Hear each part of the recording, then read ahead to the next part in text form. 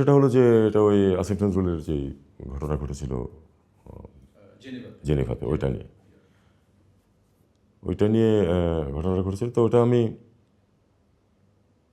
কেন ঘটেছিল তার চেয়ে বড় কথা যেটা অপ্রত্যাশিত ছিল এরকম ঘটনাটাই ঘটবে, এবং ওখানে একজন অফিসার এবং একজন স্টাফ তো হাজির ছিল, তারা চুপ করেছিল। ওখানে আমি বললাম যে আমি বুঝতে পারছি যে আমি যেভাবে কাজ করছি সেটা হয়তো আপনাদের পছন্দ হচ্ছে না, এবং আপনাদের এটা মনে হতে পারে যে যেহেতু আমি 33 বছর পররাষ্ট্র মন্ত্রণালয়ে ছিলাম, আমি পররাষ্ট্র মন্ত্রণালয়ের কর্মকর্তাদেরকে অন্যায়ভাবে ডিফেন্ড করতেছি।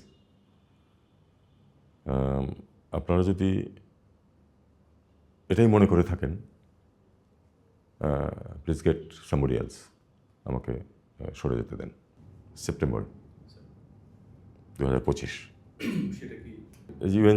ইউএনজি এর সময়কারী একটা ইনসিডেন্টের কারণে আমি একেবারে তখন ওই ইনক্লুডিং আমাদের যে বিভিন্ন দলের যে প্রতিনিধিরা ছিলেন তাদের সামনে, এবং যে ওই ক্ষমতাশালী যে গ্রুপের যে 3-4 জন ছিলেন বলেছে যে আমরা আগামী 5 দিন তো এখানে আছি, আমরা কাজ শেষ করে আমি ঢাকায় ফিরে যাই, এবং ঢাকায় ফিরে গিয়ে আমি এখানে যা কিছু ঘটেছে তার দায়িত্ব নিয়ে পদত্যাগ করি, তাহলে আপনাদের কারো উপর আর কোনো দায় আসবে না। এটা আমি তাদেরকে বলেছি। ন্যাচারালি মির্জা ফখরুল সহ সবাই এটার বিরোধিতা করেছেন এবং তখন আমি ডক্টর খলিলের সাথেও আলাদাভাবে বসে থাকে আমি এটাও সাজেস্ট করেছি যে আপনারা তো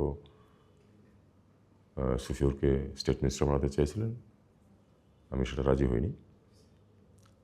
let's go back to Dhaka, bring him in, তাকে স্টেট মিনিস্টার হিসেবে দায়িত্ব দিয়ে দেন এবং আমাকে ছেড়ে দেন।